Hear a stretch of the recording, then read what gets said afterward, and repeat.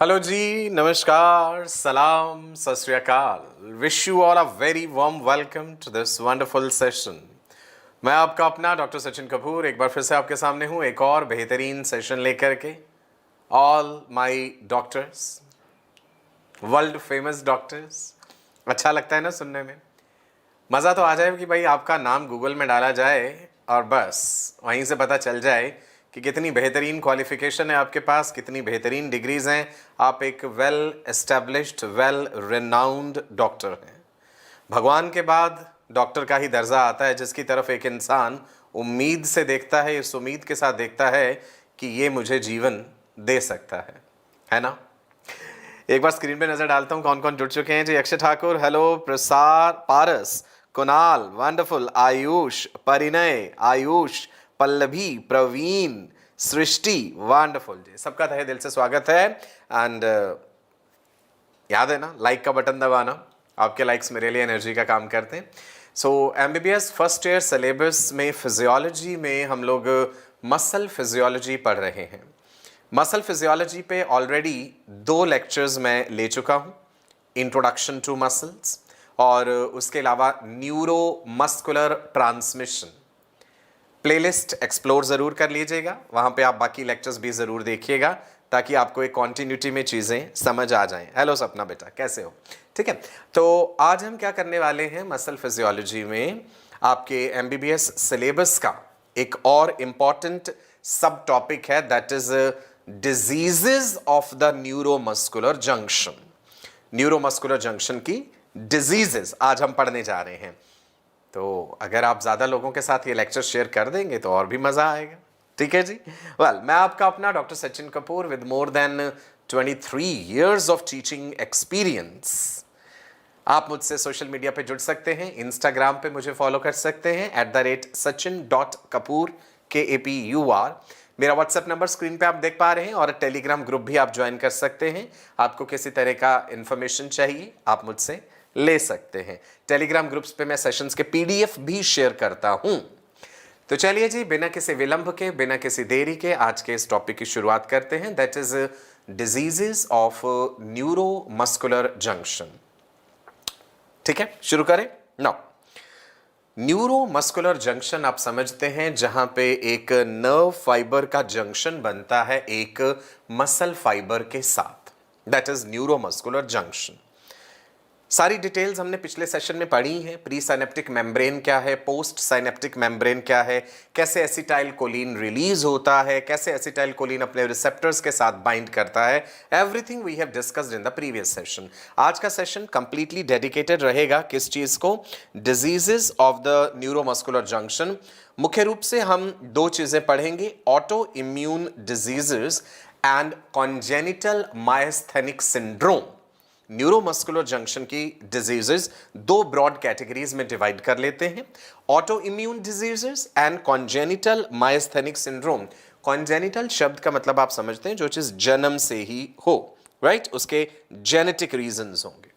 Auto immune diseases में, neuromuscular junction की auto immune diseases में आपके सिलेबस में 2 डिजीजेस हैं डिटेल में। कौन कौन सी? One is myasthenia gravis and second is Lambert-Eaton syndrome. Myasthenia gravis and Lambert-Eaton syndrome किसी बीमारी को ऑटो इम्यून डिजीज या ऑटो इम्यून डिसऑर्डर क्यों कहते हैं? When your own immune system goes against your body, शरीर का डिफेंस मैकेनिज्म, इम्यून सिस्टम तो इस बात के लिए होता है कि बाहर से आने वाले पैथोजन से हमारी रक्षा करे, हमें बचाए। कई बार ऐसी गड़बड़ हो जाती है कि शरीर का इम्यून सिस्टम स्वयं शरीर के ही टिश्यूज या ऑर्गन्स पे अटैक करने लग जाता है, and then we call it autoimmune diseases. पहली बीमारी जो डिटेल में हम डिस्कस करेंगे, that is myasthenia gravis. Muscles से रिलेटेड है, ये तो आप समझ गए। डिजीजेस ऑफ न्यूरोमस्कुलर जंक्शन की बात कर रहे हैं। मायस वर्ड किससे रिलेटेड है? Myo, myo is related to muscles. Asthenia weakness, gravis severe, ये सीवियर मसल वीकनेस है, मसल्स की कमजोरी है। असल में ये मसल की स्वयं की कोई बीमारी नहीं है, समस्या तो न्यूरोमस्कुलर जंक्शन के लेवल पे है जिसके कारण मसल्स कमजोर पड़ जाते हैं। सो ध्यान रखना है, myasthenia gravis is a severe muscle weakness. Muscles कमजोर पड़ते हैं, वीक होते हैं, लेकिन दर्द नहीं होता है। वीकनेस इज पेनलेस, ये ध्यान रखिएगा। It is an autoimmune disorder which causes muscle weakness that gets progressively worse with activity. Patient जब सुबह उठता है बिस्तर से तो वो बेहतर होता है, ठीक होता है। जैसे जैसे वो अपने दिन भर के कामकाज करता रहेगा, कमजोरी बढ़ती जाएगी, थकावट बढ़ती जाएगी। So it progressively versions with activity.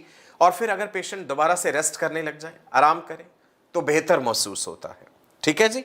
Now कई बार ये बीमारी इतनी सीरियस अवस्था तक पहुंच सकती है, sometimes it can be so serious that it can be fatal, मृत्युकारक हो सकती है। जब डायफ्राम, रेस्पिरेटरी मसल्स भी इन्वॉल्व हो जाएं तो ब्रीदिंग ही मुश्किल हो जाएगी, तो मृत्यु भी हो सकती है। So it is serious and sometimes it can be a fatal disease in which the skeletal muscles become very weak and they tire easily. इसकी अगर हम फ्रीक्वेंसी देखें तो लगभग 125 इंसान हर मिलियन में से एक। ये फ्रीक्वेंसी भी ना आपको अलग अलग बुक्स में अलग अलग मिल जाएगी। कई जगहों पे लिखा होगा कि भाई 10,000 में से किसी एक को होती है, कईयों पे लिखा होगा 125 से 250 तक इंसान हो सकते हैं पर मिलियन वर्ल्ड वाइड, पूरी दुनिया में ये बीमारी है। स्क्रीन पे आपको एक तस्वीर नजर आ रही है जिसमें आप एक महिला देख पा रहे हैं और आप जरा गौर कीजिएगा, आपको इनकी आंखों में कुछ अजीब बात नजर आ रही। एक आंख बड़ी, एक छोटी, एक आंख की पुतलियां कुछ गिरी हुई हैं। टॉसिस कहते हैं उसे, PTOSIS, टॉसिस, आईलिड का ड्रूप कर जाना। एक आईबॉल थोड़ा इधर है, दूसरा उधर है। जो रेक्टस मसल्स हैं वो प्रॉपरली एक जगह पे फोकस नहीं कर पा रहे। समझे आप, शायद आपने कभी ऐसे पेशेंट को, इंसान को देखा हो, पर आपको पता नहीं होगा कि ये लक्षण जो है मायस्थीनिया ग्रेविस के हैं। मायस्थीनिया ग्रेविस बीमारी जो है वो किसी भी आयु पे हो सकती है। It can occur at any as. हाँ, एक खास बात इसमें जरूर देखने को मिलती है, it shows a bimodal distribution. Bimodal distribution का मतलब क्या है कि पीक जो है, peak occurrence is in individuals in their 20s। हमें ये देखने को मिलता है कि भाई 20 वर्ष की आयु वाले जो है, 20 से 30 के जो इंसान है, उनमें या तो ज्यादा पाई जा रही है या फिर जो 50 से 60 के बीच में है। So that's why I am saying that it is showing a kind of bimodal distribution. इस तरह से कर्व मिलेगा। और अगर आप 20 से 30 वर्ष के पेशेंट्स की बात करें तो वो ज्यादा महिलाएं होंगी, with peak occurrence in individuals in their 20s, mainly women। तो औरतों में ये कम उम्र में देखने को मिलती है, जैसा कि आप स्क्रीन पे देख भी पा रहे हैं, और आदमियों में, मेल्स में 50 से 60 साल की उम्र में। ये बात आपको समझ आई? वैष्णवी, सपना, अनिकेत, विवेक, बाय मॉडल डिस्ट्रीब्यूशन आप समझे, इस चीज को कहते हैं ना। मायस्थीनिया ग्रेविस की वजह क्या है? व्हेन आई से ऑटो इम्यून डिसऑर्डर, इसका मतलब है शरीर कुछ इस तरह की एंटीबॉडीज बना रहा है और वो एंटीबॉडीज कुछ नुकसान पहुंचा रही हैं। मायस्थीनिया ग्रेविस के पेशेंट्स को दो ब्रॉड कैटेगरीज में डिवाइड कर सकते हैं। ऐसे पेशेंट्स जिनमें एंटी कोलिनर्जिक रिसेप्टर एंटीबॉडीज बन रही, और ऐसे पेशेंट्स जिनमें एंटी मस्क रिसेप्टर एंटीबॉडीज बन रही हैं। When I say autoimmune, it means antibodies produce हो रही हैं। 85%, 85% पेशेंट्स में the antibodies are anticholinergic receptor antibodies। अब anticholinergic का मतलब क्या है? एसिटाइल कोलिन जो है उसके रिसेप्टर्स है ना। अब उन रिसेप्टर्स के खिलाफ एंटीबॉडीज बन गई, वो एंटीबॉडीज आके उस रिसेप्टर पे बाइंड करेंगी और क्या नुकसान करती हैं वो भी हम आगे देखेंगे। और ऐसे भी पेशेंट है लगभग 15% के करीब जिनमें एंटी मस्क रिसेप्टर एंटीबॉडीज हैं। अब ये मस्क शब्द आपके लिए नया होगा। It is muscle specific kinases. अभी हम देखेंगे मसल स्पेसिफिक किस तरह के ये tyrosine receptor kinases, will discuss about these. Clear है जी? चलिए, सो मैंने आपसे ये कहा that in 85% cases it is caused by formation of circulating antibodies to nicotinic cholinergic receptors. कहां पे हैं ये निकोटिनिक कोलिनर्जिक रिसेप्टर्स? याद कीजिए, neuromuscular junction. You remember, neuromuscular junction में ये post synaptic membrane, muscle fibre की सार्कोलेमा, मोटर एंड प्लेट, यहां पे एसिटाइल कोलिन के रिसेप्टर्स होते हैं। क्योंकि ये एसिटाइल कोलिन से बाइंड कर रहे हैं तो हम इन्हें कोलिनर्जिक कह रहे हैं। हमने यहां पे निकोटीन वर्ड भी लगाया क्योंकि ये ऐसे रिसेप्टर्स हैं जो निकोटीन के साथ भी बाइंड करते हैं, so we call them nicotinic cholinergic receptors. इन रिसेप्टर्स के खिलाफ शरीर में एंटीबॉडीज बन गई। सो एंटीबॉडीज ग्लाइकोप्रोटीन्स होती हैं, ये मैंने एंटीबॉडीज दिखाया आपको, है ना। ये 85% केसेस में ऐसा होता है। ये एंटीबॉडीज जो हैं, ह्यूमन एंटीबॉडीज बाइवेलेंट होती हैं, आप जानते हैं।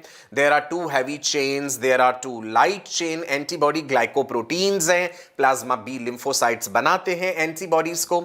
ये एंटीबॉडीज किस क्लास की हैं आप जानते हैं। एंटीबॉडीज की अलग अलग टाइप्स होती हैं, IgG, IgA, IgD, IgE, IgM. So these antibodies are of IgG class. IgG का फुल फॉर्म होता है इम्यूनोग्लोब्युलिन गामा। क्या फुल फॉर्म है? Immunoglobulin gamma, smallest antibodies, minimum molecular weight. These antibodies are crossing, these antibodies are capable of crossing the placental barrier. Mother के शरीर में है, placenta cross करके बच्चे तक भी आ जाएंगी। आईजीजी की ये विशेषता होती है। वैष्णवी, विशाल, सपना, याद रखिएगा। क्लियर है बच्चे? राइट, ठीक है जी। Now these antibodies are divalent. When I say divalent तो इसका मतलब क्या है कि भाई ये एंटीबॉडी है तो एक ही समय से ये 2 एंटीजेंस के साथ बाइंड करेगी। ह्यूमन एंटीबॉडीज डाइवेलेंट है and the cross link the receptors. जो एसिटाइल कोलिन के रिसेप्टर्स है ना, ये उन्हें क्रॉस लिंक कर देती है। मैं अभी समझाता हूं कैसे क्रॉस लिंक कर देती है। मान लीजिए ये है हमारे पास सार्कोलेमा, मोटर एंड प्लेट। यहां पे एसिटाइल कोलिन के लिए रिसेप्टर्स प्रेजेंट हैं। ये मैं बड़े ही रफ वे में आपको रिसेप्टर्स दिखा रहा हूं। किस चीज के रिसेप्टर्स हैं? ये हैं एसिटाइल कोलिन के रिसेप्टर्स। अब एंटीबॉडीज ने क्या करा? एंटीबॉडीज यहां आकर के बाइंड कर गईं। अब ये एंटीबॉडीज जब यहां आके बाइंड करी तो ये रिसेप्टर्स को ऐसे एक तरह से क्रॉस लिंकिंग करते जाती हैं रिसेप्टर्स की। अब जब ये रिसेप्टर्स आपस में जुड़ गए, क्रॉस लिंक हो गए, तो क्या मैकेनिज्म होगा?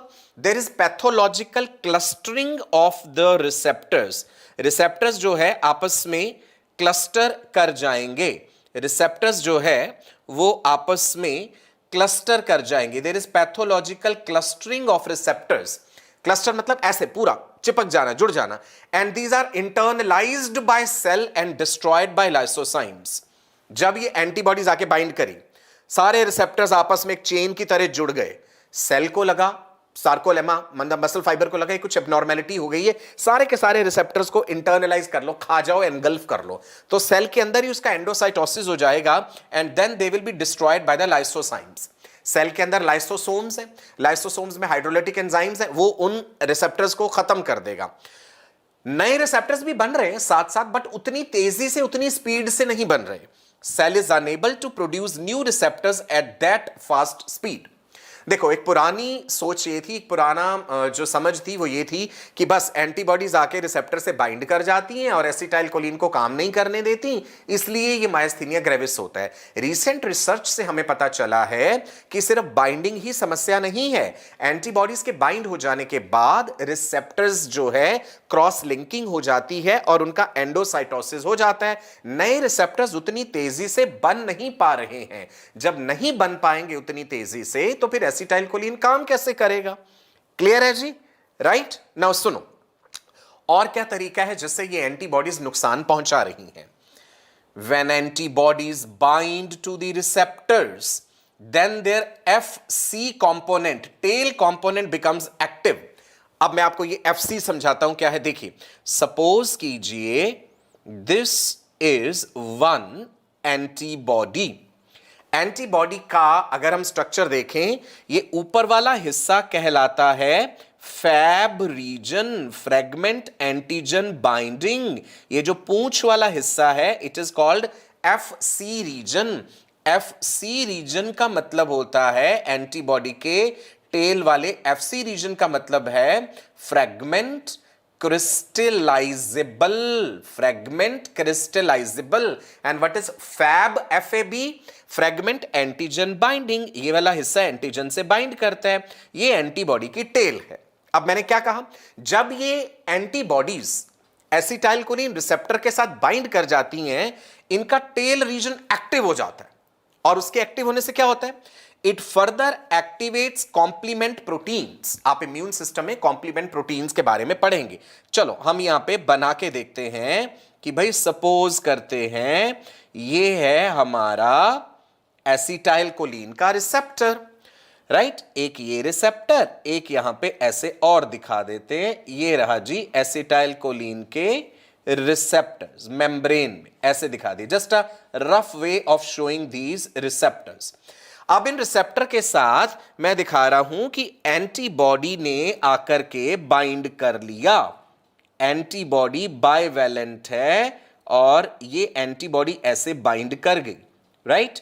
एंटीबॉडी जब बाइंड कर गई है, सो आई सेड कि एंटीबॉडी का ये वाला हिस्सा, इसको मैंने क्या बोला है, FC region. FC region activate हो जाता है and it further activates complement proteins. अब मैं यहां पे इसके साथ दिखा देता हूं, ये रहे कॉम्प्लीमेंट प्रोटीन्स। कई तरह के कॉम्प्लीमेंट प्रोटीन्स हैं, C5A, C6, C7, C8, C9 आप पढ़ेंगे। कॉम्प्लीमेंट प्रोटीन्स एक्टिव हो गए। कौन एक्टिव हो गया, कॉम्प्लीमेंट प्रोटीन्स। इनके एक्टिव हो जाने से क्या हो जाएगा, कॉम्प्लीमेंट प्रोटीन्स जब एक्टिव हो जाते हैं, there is formation of membrane attack complex. You will study in immune system. ये मेम्ब्रेन अटैक कॉम्प्लेक्स जो है, ये डैमेज कर देता है पोस्ट साइनेप्टिक मेम्ब्रेन को। तो ये जो हमारी मेम्ब्रेन है मसल फाइबर की, यानी post synaptic membrane, this is damaged because the antibodies, they have further activated the complement system. Now when this is damaged, अब क्या हो जाएगा, ये बात ध्यान दीजिएगा, density of the receptors is going to reduce. Antibodies आकर के नुकसान पहुंचाए जा रही हैं रिसेप्टर्स को।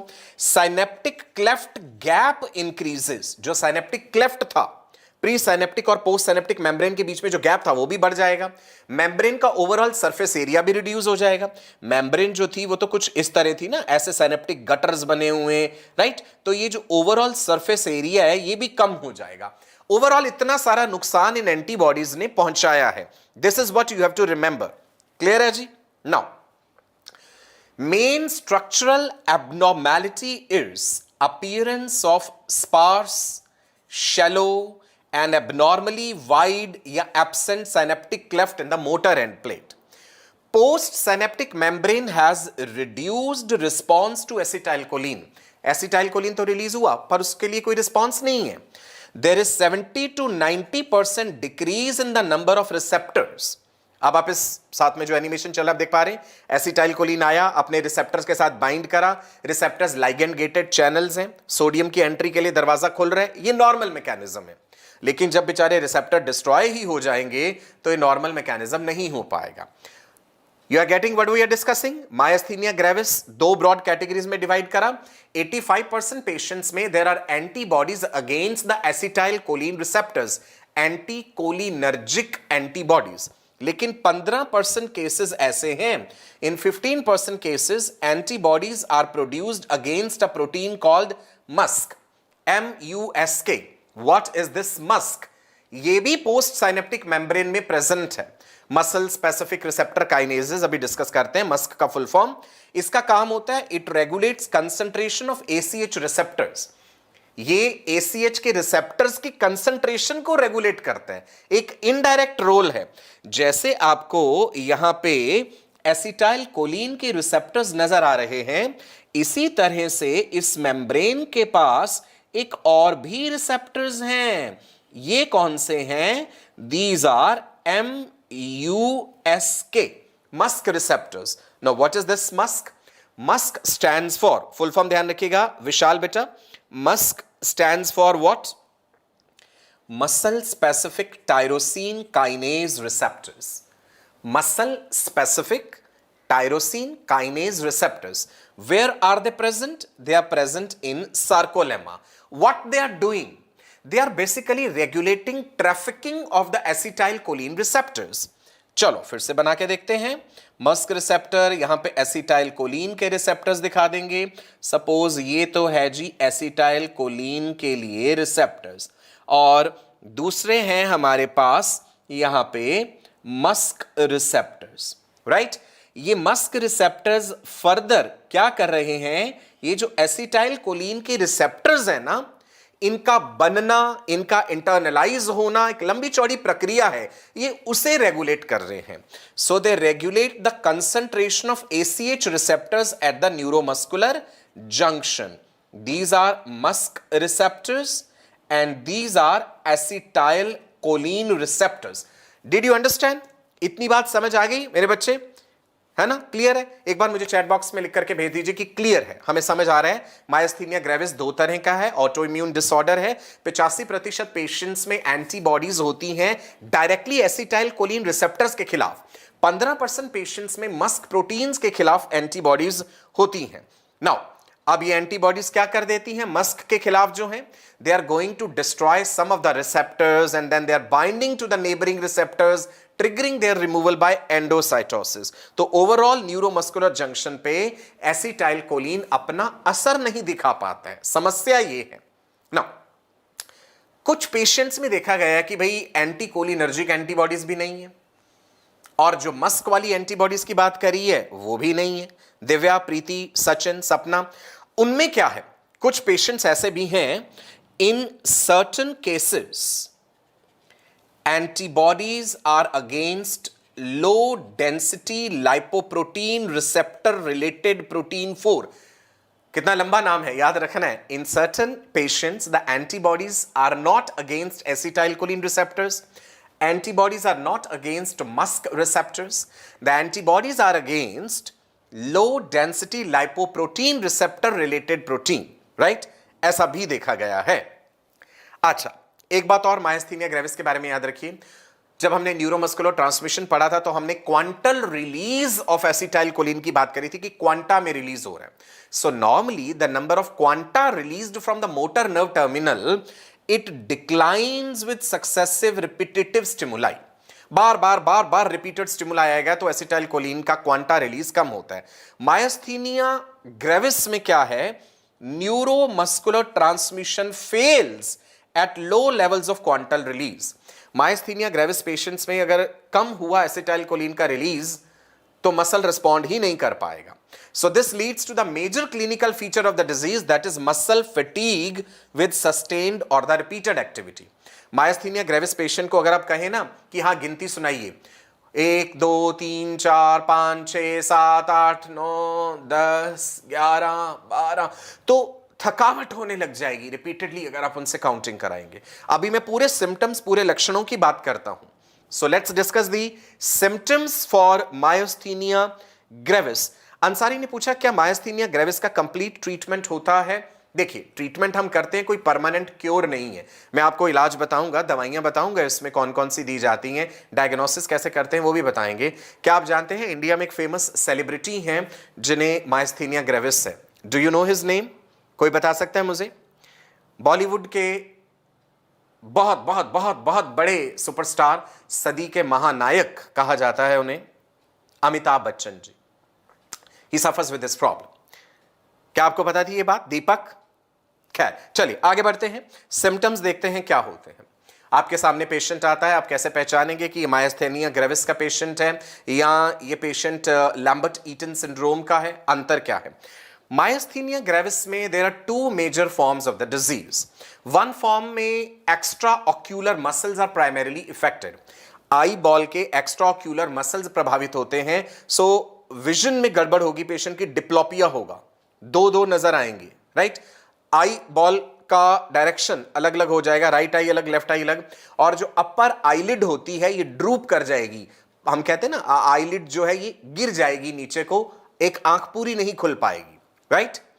एक्स्ट्राक्यूलर मसल्स वाले में अभी उसका जिक्र करते हैं, डिप्लोपिया क्या है, टॉसिस क्या है। दूसरे में क्या है मायस्थीनिया ग्रेविस में? जनरलाइज्ड स्केलेटल मसल वीकनेस, कि भाई पूरे शरीर के मसल्स में ही वीकनेस है। बीमारी की शुरुआत जो है वो एक्स्ट्रा ऑक्यूलर मसल्स से होती है ना। मसल वीकनेस जो है पेशेंट में वो पेनलेस है, दर्द नहीं हो रहा, बस जैसे ही दिन की शुरुआत हुई आगे आगे बढ़ रहे हैं, उठे, ब्रश करा, वॉशरूम गए, खाना खाने लगे, थकावट शुरू हो गई, फिर थोड़ी देर बैठ गए, फिर थकावट होने लगी, आराम किया, कुछ बेहतर महसूस करा, फिर थकावट. So there is gradual onset of weakness. Patient में ग्रेजुअल ऑनसेट ऑफ वीकनेस है which may not be diagnose for many months. हो सकता है किसी को 21 साल, किसी महिला में 21-22 साल की उम्र में ये बीमारी के लक्षण आने शुरू हों तो शुरुआत में वो नजरअंदाज कर दें कि भाई हाँ हल्की फुल्की थकावट है, शायद ज्यादा काम कर लिया था इसमें इसलिए हो गया. सो हो सकता है कि लंबे समय तक पता ही ना चले, राइट. और वीकनेस भी फ्लक्चुएटिंग है. कभी वीकनेस हो गया, आज वीक महसूस कर रहे हैं, कल नहीं कर रहे हैं. लेकिन ये शुरुआत की स्टेजेस में है. जब बीमारी बहुत ज्यादा प्रोग्रेस कर जाती है ना, फिर तो समस्या डेली होगी. शुरुआत में ये फ्लक्चुएटिंग रहता है, राइट. नाउ माइस्थीनिया में सस्टेन्ड या रेपिटेटिव एफर्ट अगर आपने करा तो मसल वीक हो जाएगा. जैसे आपने पेशेंट से कहा कि भाई ये पानी का ग्लास है, ये उठाओ, इसे रखो, ये उठाओ, इसे फिर रखो, ये फिर उठाओ, फिर रखो. आप जब उसे सस्टेन्ड या आप कहें कि उठाए रखिए बार बार या रिपीट करवाइए रखना उठाना, तो हालत खराब होती जाएगी, वीकनेस वर्स करती जाएगी.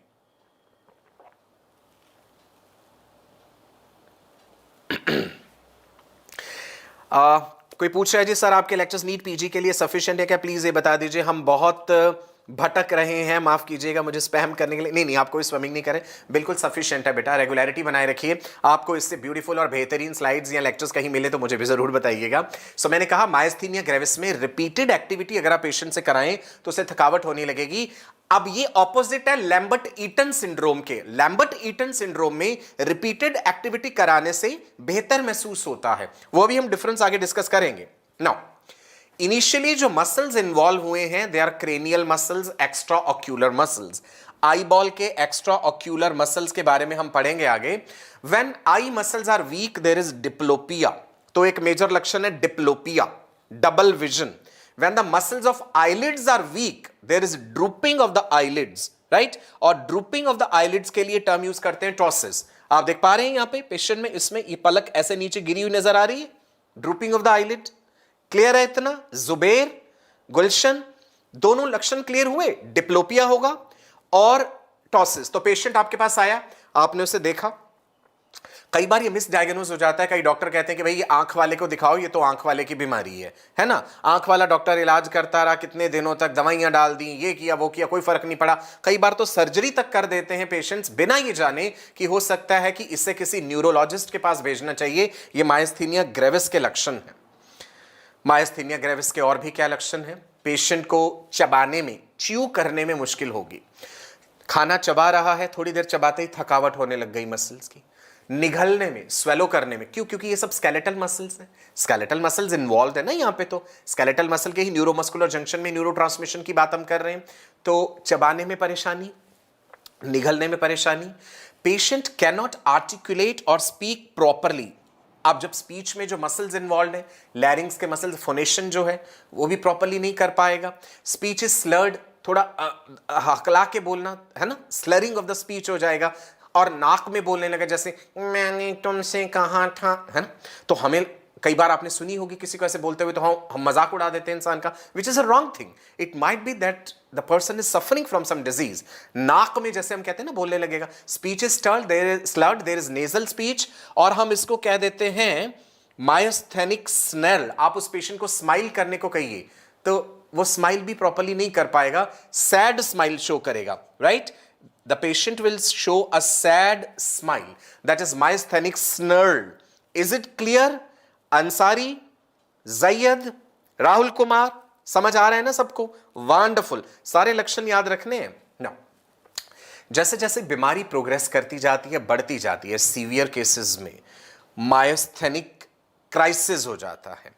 In severe cases, all the muscles, including diaphragm, can weaken and respiratory failure can happen and there can be death of the patient. So patients, they have greater than normal tendency to develop rheumatoid arthritis. Myasthenia gravis के patients में rheumatoid arthritis होने की संभावना भी ज्यादा है. Systemic lupus erythematosus and polymyositis, ये भी हम आगे पढ़ेंगे. इन सभी बीमारियों के लक्षण आने की संभावना इनमें ज्यादा रहती है माइस्थीनिया ग्रेविस पेशेंट्स में. माइस्थीनिया क्राइसिस आप समझ गए ना, सीवियर केसेस में. नाउ माइस्थीनिया में देखा गया है कि लगभग 30% पेशेंट्स ऐसे हैं जिनका एक मैटरनल रिलेटिव होता है with this auto immune disorder. मान लीजिए मुझे मायस्थीनिया ग्रेविस है, तो मेरी मदर के जो भाई हैं, मतलब मेरे मामा, देर आर चांसेस कि उनमें होगा, है ना, या मेरी मदर के कजन ब्रदर में हो सकता है। सो एक मैटरनल रिलेटिव या मेरी मौसी में हो सकता है, मेल फीमेल तो किसी में भी हो सकता है। सो ज्यादातर केसेस में, मतलब 30% पेशेंट्स में देखा गया है, there is a maternal relative with an auto immune disorder. These associations suggest that individuals with myasthenia gravis, they share a genetic predisposition to autoimmune disease. अगर maternal relative में किसी को कोई autoimmune disease रही हो, myasthenia gravis या कोई और autoimmune disease, तो संभावना ज्यादा रहती है। एक और इंपॉर्टेंट बात, थाइमस ग्लैंड का एक बड़ा इंपॉर्टेंट रोल देखा गया है बहुत से पेशेंट्स में। Thymus, the training school of T lymphocytes. Thymus gland, which is the throne of immunity. Thymus gland, which is situated close to your heart. बचपन में तो थाइमस एक प्रोमिनेंट ग्लैंड है, जैसे जैसे उम्र बढ़ती है थाइमस जो है श्रिंक करती जाती है, एट्रोफाई करती जाती है, रिसीडिंग एंडोक्राइन ग्लैंड कहते हैं। देखा गया है that thymus plays a very important role in pathogenesis of the disease. कैसे? थाइमस का क्या रोल है? अभी हम थाइमिक हाइपरप्लासिया एंड थाइमोमा का जिक्र करेंगे। So thymus plays a very important role in pathogenesis of the disease by supplying helper T cells. Helper T cell supply कर रही है which are sensitised against thymic proteins that cross react with acetylcholine receptors. अभी मैं आपको बताऊंगा, thymus gland में B lymphocyte, T lymphocyte होते हैं, और थाइमस ग्लैंड में ना एक मायोड सेल्स भी होते हैं। थाइमस के जो मायोड सेल्स हैं, इनके सरफेस पर सिमिलर तरह के रिसेप्टर्स होते हैं, प्रोटीन्स होते हैं, जो कि एसिटाइलकोलिन के रिसेप्टर्स के जैसे होते हैं। तो ये थाइमस ग्लैंड में ये मायोड सेल्स प्रेजेंट हैं और थाइमस को ये बताते हैं कि भैया इस तरह के रिसेप्टर शरीर में कई जगह पे हैं, थाइमस तुम इनके खिलाफ एंटीबॉडीज ना बनाना। और अगर थाइमस के कोई सेल्स इनके खिलाफ एंटीबॉडीज बना रहे हैं तो उन्हें सप्रेस कर दिया जाता है। ये नॉर्मल मैकेनिज्म है। लेकिन ऑटो इम्यून डिसऑर्डर हो जाने पे थाइमस ग्लैंड इन रिसेप्टर्स के खिलाफ जो ढेर सारी एंटीबॉडीज बना रही है, वो एंटीबॉडीज सर्कुलेट कर दी जाती हैं ब्लड में और वो न्यूरोमस्कुलर जंक्शन को प्रभावित करते हैं। ठीक है, सो मैं आपको बता रहा हूं कि मायस्थीनिया ग्रेविस के पेशेंट्स में, बहुत से पेशेंट्स में देखा गया है कि थाइमस में समस्या मिल जाती है हमें, तो कई बार थाइमस ग्लैंड की सर्जरी करके थाइमेक्टमी भी करना पड़ता है इलाज के रूप में। Patients with anticholinergic receptor abnormalities. Now ये मस्क वाले जो रिसेप्टर्स हैं, उन वाले पेशेंट्स में ये चीज नहीं देखने को मिलेगी जिनमें एंटी मस्क एंटीबॉडीज है, वहां नहीं। Patients with anticholinergic receptor antibodies, they have thymic abnormalities. In most patients, thymus is hyperplastic. Size में ज्यादा बड़ी मिलेगी। 10 से 15% पेशेंट्स में थाइमोमा देखने को मिलता है। थाइमोमा अलग है, थाइमिक हाइपरप्लासिया अलग है। I will discuss both the things. Clear है जी? Right? Thymoma and thymic hyperplasia discuss करते हैं। अब आप ये चीज देखिए इधर, थाइमिक हाइपरप्लासिया जो है that is more common in younger females. मैंने कहा था ना बाय मॉडल डिस्ट्रीब्यूशन है। यंगर फीमेल्स 20 से 30 साल की उम्र की महिलाओं में यह बीमारी ज्यादा देखने को मिलती है और वहां पे थाइमिक हाइपरप्लासिया मिलेगा एंड थाइमोमा हमें देखने को मिलेगा ओल्डर मैन में, 50 से 60 साल की उम्र वाले जो आदमी हैं उनमें। What is thymoma? Thymoma is a tumour of thymic epithelial cells. Thymus में बी सेल्स और टी सेल्स के अलावा एपिथेलियल सेल्स भी होते हैं। सो थाइमोमा उनका ट्यूमर है। Thymic hyperplasia is because of the B lymphocytes. So दोनों बातें अलग हैं। Thymoma is different, thymic hyperplasia is different. तो जिन पेशेंट्स में हमें एंटीकोलिनर्जिक जो एंटीबॉडीज नजर आ रही हैं, उनकी थाइमस में समस्या देखने को मिलती है हमें। As I said, thymus has myoid cells which present sarcolemmal protein antigens. ये myoid cells ऐसे हैं जिनके सरफेस पर सेम तरह के लगभग एंटीजेंस हैं जैसे एंटीजेनिक प्रोटीन्स सार्कोलेमा मसल की फाइबर, जो मसल फाइबर की प्लाज्मा मेम्ब्रेन पर है। तो ये थाइमस ग्लैंड को संदेश दे रहे हैं कि भाई जो तुम्हारे सेल्स हैं, अगर वो इन रिसेप्टर्स के खिलाफ एंटीबॉडी बना रहे हैं तो उन्हें सप्रेस कर दो। These antigens are presented to thymus के जो सेल्स हैं, immune cells, and if any immune cell recognizes these antigens, अगर कोई इम्यून सेल इसे रिकॉग्नाइज कर लेता है, सेल्फ को रिकॉग्नाइज करता है और उसे लगता है कि गड़बड़ है, then that immune cell is suppressed. अगर रिकॉग्नाइज करके वो एंटीबॉडी बनाने लगे तो उसे रिप्रेस करते हैं। गुंजन बिल्कुल दोनों में हो सकता है, जरूरी नहीं है एक में ही हो। Now in case of thymoma या thymic hyperplasia, this normal functioning is disturbed. कौन सा नॉर्मल फंक्शनिंग? ये जो थाइमस के मायोइड सेल्स के रिसेप्टर्स के खिलाफ जो भी सेल बना रहा है एंटीबॉडी, उसे सप्रेस किया जाता है नॉर्मली। लेकिन जब समस्या होगी, थाइमोमा या थाइमिक हाइपरप्लासिया होगा, तो ये नॉर्मल फंक्शनिंग डिस्टर्ब हो जाती है। क्लियर है जी? इतना समझ आया? Myasthenia gravis auto immune disorder में मायस्थीनिया ग्रेविस हमने पढ़ा।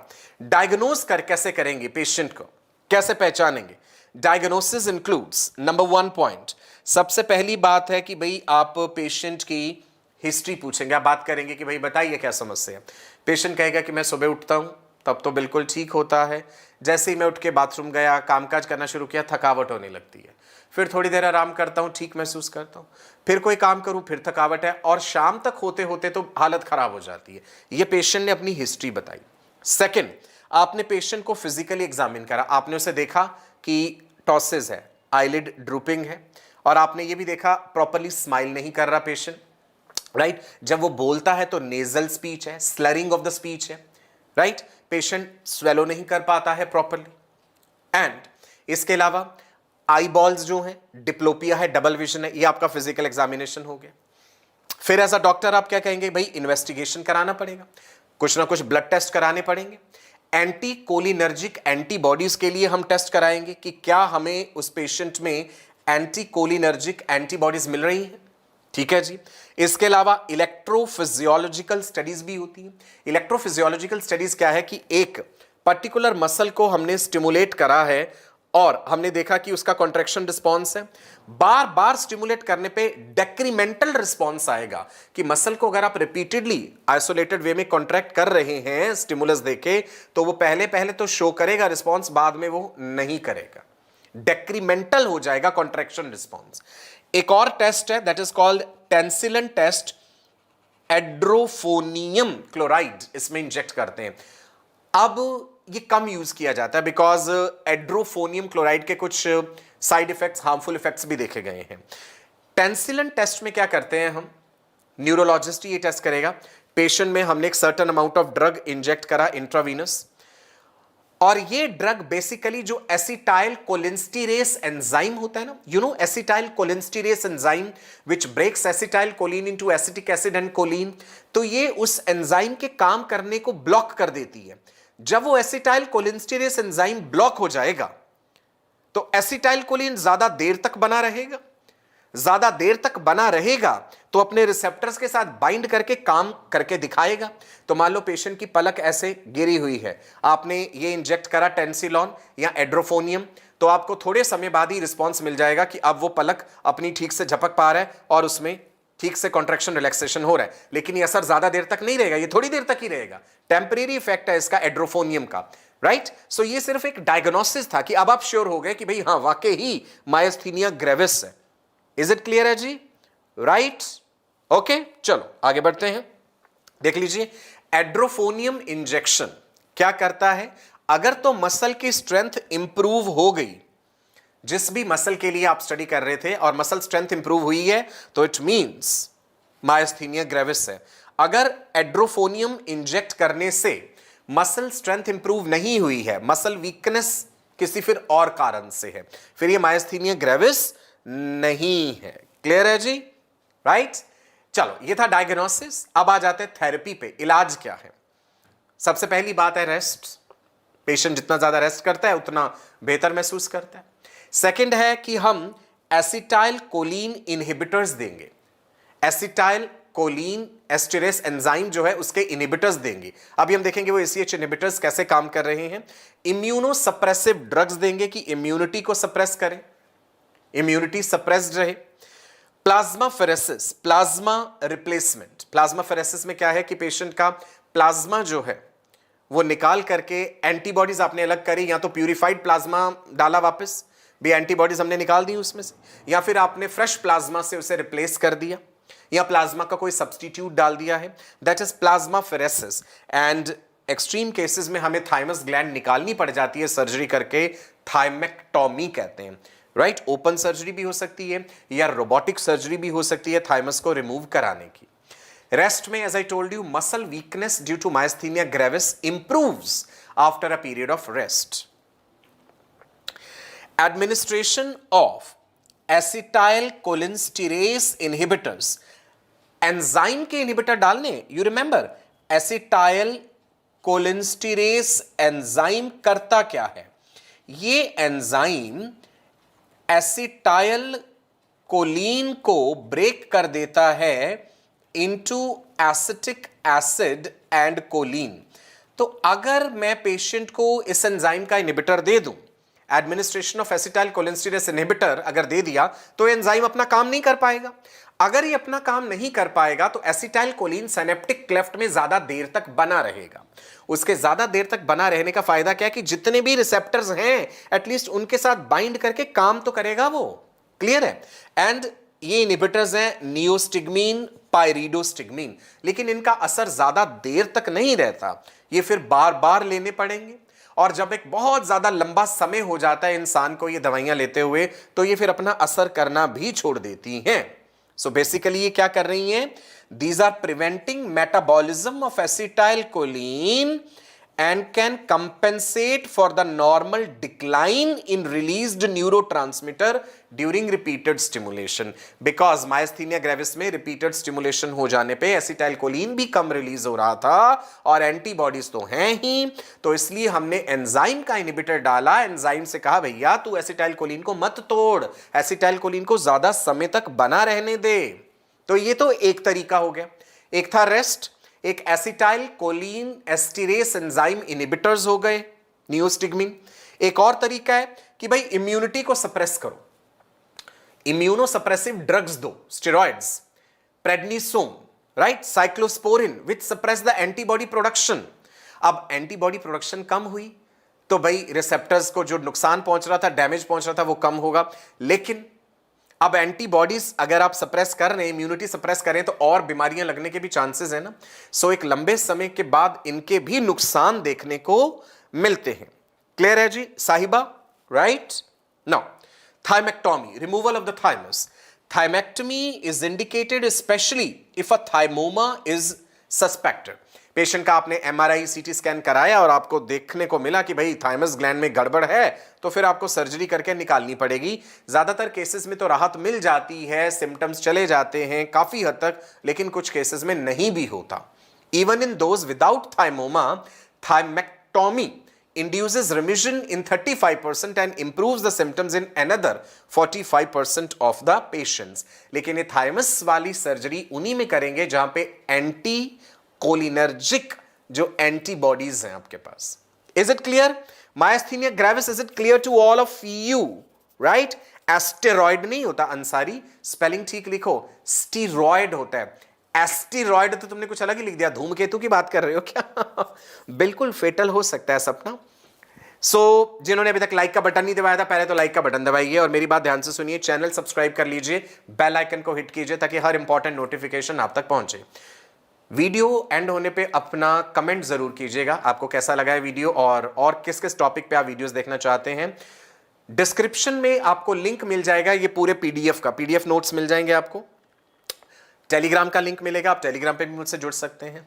ठीक है, चलो अगला सिंड्रोम पढ़ते हैं, Lambert Eaton syndrome, another disease of the neuromuscular junction. ये किस नाम से, इसका नाम लैम्बर्ट ईटन क्यों है? Edward Lambert and Lee Eaton, इनके नाम से ये दो डॉक्टर्स हैं, वैज्ञानिक हैं, साइंटिस्ट हैं कह दीजिए, जिन्होंने सबसे पहले इसके लक्षण देखे। राइट। लैम्बर्ट ईटन सिंड्रोम को लैम्बर्ट ईटन मायस्थेनिक सिंड्रोम भी कहते हैं। अब इसमें क्या है, यहां पे एसिटाइल कोलिन वाली एंटीबॉडीज के साथ समस्या नहीं है। न्यूरोमस्कुलर जंक्शन पे कहानियां तो और भी लंबी है। You remember those voltage gated calcium channels? जब action potential synaptic end bulb पे आता है, it opens the voltage gated calcium channels, there is influx of calcium which stimulate the synaptic vesicles to fuse with the synaptic membrane. तो इसमें समस्या वहां पे है। Muscle weakness is caused by an auto immune attack against voltage gated calcium channels. याद है, ये रहा जी axon and bulb. Axon and bulb में यहां पे हैं ये voltage gated calcium channels. Action potential आया, चैनल्स ओपन होंगे तो इनके थ्रू कैल्शियम का इनफ्लक्स होगा, right? Voltage gated calcium channels. और अगर ये चैनल्स नहीं खुल पाए, इनके खिलाफ एंटीबॉडीज आ गई, तो इनफ्लक्स नहीं हुआ कैल्शियम का, तो सिनेप्टिक वेसिकल्स कैसे रिलीज करेंगे एसिटाइलकोलिन? समझे? सो लैम्बर्ट ईटन सिंड्रोम, जिसे लैम्बर्ट ईटन माइस्थेनिक सिंड्रोम भी कहते हैं, ऑटो इम्यून डिसऑर्डर है जिसमें वोल्टेज गेटेड कैल्शियम चैनल्स प्रभावित हो रहे हैं नर्व एंडिंग्स पर, और there is decrease in the normal calcium influx, right?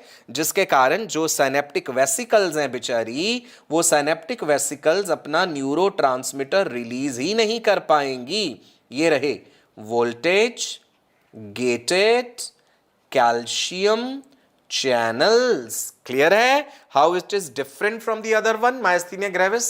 Lambert-Eaton myasthenic syndrome is a rare autoimmune disorder and symptoms में muscle weakness है, फैटीग है, इसमें पेन भी है, डिफिकल्टी इन वॉकिंग।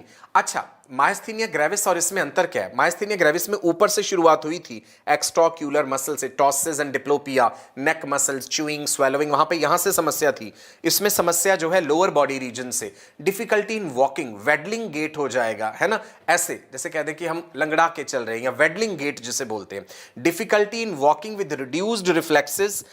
फिर धीरे धीरे वो समस्या ऊपर को बढ़ेगी कि अपर लिम्स भी प्रभावित होने लगेंगे। और बहुत से पेशेंट्स में देखा गया 50% पेशेंट्स में there is cancer of the lungs, small cell lung cancer. उसके खिलाफ जो एंटीबॉडीज बन रही हैं वो यहां पे अटैक कर रही हैं। So it is usually an adult onset disease, old age में होगा। मेल और फीमेल में सिमिलर अकरेंस है। माइस्थीनिया ग्रेविस में हमें एक बाय मॉडल डिस्ट्रीब्यूशन मिल रहा था। Proximal muscles of the lower extremities are primarily affected. Lower limbs प्रभावित हो रही हैं, waddling gait and difficulty in raising the arms, ऐसे बाजू ऊपर उठाने में समस्या है, चलने में समस्या है पेशेंट को। आयुष क्लियर है इतना? अब इसमें क्या है, अगर आप पेशेंट को रिपीटेडली स्टिमुलेट कहेंगे, रिपीटेटिव एक्टिविटी करने को कहेंगे, repetitive stimulation of the motor nerve facilitates accumulation of calcium in the nerve terminal and increases acetylcholine release. यहां पे repeated sustained activity करने से बेहतर महसूस करेगा पेशेंट। माइस्थीनिया ग्रेविस में उल्टा था। So this is in contrast to myasthenia gravis in which symptoms aggravate by repetitive stimuli. Myasthenia gravis में पेशेंट को जैसे बार बार एक रिपीटेड एक्टिविटी करने को कहा है तो बहुत ज्यादा थकावट होने लगेगी, सिम्टम्स और एग्रेवेट हो जाएंगे, बढ़ जाएंगे। लैम्बर्ट ईटन सिंड्रोम में ऐसा नहीं है, उसमें बेहतर होगा, पेशेंट महसूस करेगा। क्लियर है? रिपु गुप्ता कह रहे हैं please increase the frequency of classes. बेटा जैसे जैसे समय मिलता है मैं आपके सामने आता हूं YouTube के माध्यम से। आने वाले समय में आई विल ट्राई कि और बेहतर फ्रीक्वेंसी हो सके। मैं आपसे भी एक चीज चाहूंगा कि इस चैनल के सब्सक्राइबर्स ज्यादा से ज्यादा बढ़ाइए और वीडियो पे ज्यादा से ज्यादा views and likes and comments होने चाहिए। नाउ सुनो, in 40 to 50% of the patients with LEMS there is cancer, especially the small cell cancer of the lungs. एक थ्योरी ये कहती है कि जो एंटीबॉडीज प्रोड्यूस होते हैं to attack the cancer cells, वही एंटीबॉडीज कैल्शियम चैनल्स को भी अटैक कर देते हैं। ये बहुत इंपॉर्टेंट बात है। माइस्थीनिया ग्रेविस में थाइमस से रिलेटेड समस्या थी, थाइमोमा, थाइमिक हाइपरप्लासिया। यहां पे स्मॉल सेल लंग कैंसर देखने को मिला है। लिम्फोसार्कोमा हो सकता है एलईएमएस पेशेंट्स में, मेलिग्नेंट थाइमोमा भी हो सकता है। और माइस्थीनिया ग्रेविस में मेलिग्नेंट नहीं था, वो बेनाइंग वाले केसेस होते हैं। बेनाइंग और मेलिग्नेंट ट्यूमर्स में आप अंतर समझते? बेनाइंग ट्यूमर्स लोकलाइज्ड हैं, फैलते नहीं है, मेलिग्नेंट वाले फैलते हैं। Cancer of the breast, stomach, colon, prostate, bladder, kidney, gall bladder, Lambert Eaton syndrome में ये सब चीजें भी देखने को मिलती हैं। क्लियर है जितनी बात? Right? A syndrome similar to LEMS can occur after the use of aminoglycoside antibiotics. यदि ज्यादा लंबे समय तक ये एंटीबायोटिक्स ली जाएं, aminoglycoside एंटीबायोटिक्स, ये भी सिमिलर सिम्टम्स प्रोड्यूस कर सकती हैं क्योंकि कैल्शियम चैनल्स के फंक्शन को प्रभावित करती हैं। क्लियर है? रिपु सेम बात बार बार मत लिखिए। Is it clear? Lambert Eaton myasthenia gravis, एक और आसान तरीका बताऊं याद रखने का। सपोज कीजिए कि हमने दोनों को डाइनिंग टेबल पे बिठाया, खाना खाने के लिए बिठाया दोनों पेशेंट्स को, और हमने लैम्ब रख दिया ईट करने के लिए, लैम्ब खाने के लिए, है ना, मांस दिया दोनों को कि खाइए, लैम्ब को ईट कीजिए। लैम्बर्ट ईटन सिंड्रोम वाला पेशेंट लैम्ब को खाना जब शुरू करेगा तो बड़े अच्छे से खाता जाएगा, रिपीटेड एक्टिविटी करके वो लैम्ब को खा जाएगा। लेकिन मायोस्थीनिया ग्रेविस वाला परेशान हो जाएगा, लैम्ब को खाना ही मुश्किल है, खाना शुरू करा, हाथ थक गया, फिर खाया और थक गया, थोड़ी देर में बहुत ज्यादा थक जाएगा। So you got it? Repeated activity में मायोस्थीनिया ग्रेविस वाला थक गया, लैम्बर्ट ईटन सिंड्रोम में सेम एक्टिविटी रिपीट कराई तो वो बेहतर परफॉर्म करा। Is it clear to you? इस क्लू के साथ आपको क्लियर हो जाएगा, राइट? सो आज हमने पढ़ा क्या? Auto immune disorders. नाउ मैंने आपसे कहा था कि डिजीजेस ऑफ न्यूरोमस्कुलर जंक्शन में ऑटो इम्यून डिसऑर्डर्स के अलावा हमें कॉन्जेनिटल मायोस्थेनिक सिंड्रोम के बारे में भी जानना है। ये ऑटो इम्यून डिसऑर्डर नहीं है। There are no auto antibodies. तो जब ऑटो एंटीबॉडीज नहीं है, ऐसे केस में इम्यूनोसप्रेसेंट ड्रग्स भी काम नहीं करेंगी। ये कॉन्जेनिटल है। इसमें क्या है? Patients have inherited defective genes which make up the proteins. Genetic disorder है, it is at the level of the genes. Defective genes है, defective genes are coding for the defective proteins. Receptors ठीक से बने नहीं है neuromuscular junction पे, जो भी अलग अलग तरह के प्रोटीन्स होते हैं, सो उनको बनाने में जो जेनेटिक्स इन्वॉल्व है वहीं पे गड़बड़ है। That's why we say it is congenital myasthenic syndrome. Antibodies नहीं मिलेंगी और इसमें फिर इम्यूनोसप्रेसिव ड्रग्स भी काम नहीं करेंगी। Is it clear all my राजा बेटा एंड माई बेटियां? So I hope you enjoyed the session. अगर आपने सेशन एंजॉय करा है, लाइक और शेयर करना मत भूलिएगा। आपके कॉलेज के जितने भी मेडिकल ग्रुप्स हैं एमबीबीएस के, वहां पे इन लेक्चर्स को जरूर शेयर कीजिए। That is a kind of respect and love from your side, right जी? आप मुझसे सोशल मीडिया पे जुड़ सकते हैं, इंस्टाग्राम पे @sachin.kapoor KAPUR। मेरा व्हाट्सएप नंबर भी दिया गया है स्क्रीन पे, आप व्हाट्सएप पे मैसेज कर सकते हैं। एमबीबीएस के जो व्हाट्सएप ग्रुप्स हैं, आप उनमें ऐड हो जाइए। उन व्हाट्सएप ग्रुप्स में मेरे सारे लेक्चर्स की इंफॉर्मेशन, लेक्चर्स का PDF, स्टडी मटीरियल, सब कुछ आपको मिलेगा। टेलीग्राम पे भी आप मुझे फॉलो कर सकते हैं। नीट एस्पिरेंट्स को मैं बता दूं, अगर कोई नीट एस्पिरेंट्स मुझे देख रहे हैं, नीट के लिए ये किताब जो लिखी गई है ये आप खरीद सकते हैं। स्क्रीन पे व्हाट्सएप नंबर दिया गया है, आप यहां पे मैसेज कर दीजिए, किताब को लेने का प्रोसीजर आपको पता चल जाएगा। इज इट क्लियर जी ऑल माई राजा बेटा एंड रानी बेटियां? एक बार राउंड हो जाए फिर से प्यारे प्यारे केक्स एंड कैंडीज का, राइट? स्क्रीन पे मैं आपके मैसेजेस देख पा रहा हूं। कैसे हैं आप? Preeti, Prashant, Srishti, Ayush, Krishna, Satyam, thank you so much. God bless you all. Wish you all a very bright and prosperous future. Stay blessed, पढ़ते रहिए, खुश रहिए। फिर मिलेंगे। प्लेलिस्ट जरूर एक्सप्लोर कर लीजिए, पीछे के सारे लेक्चर्स देखिए एंड कमेंट जरूर कीजिएगा। नमस्कार, बाय बाय।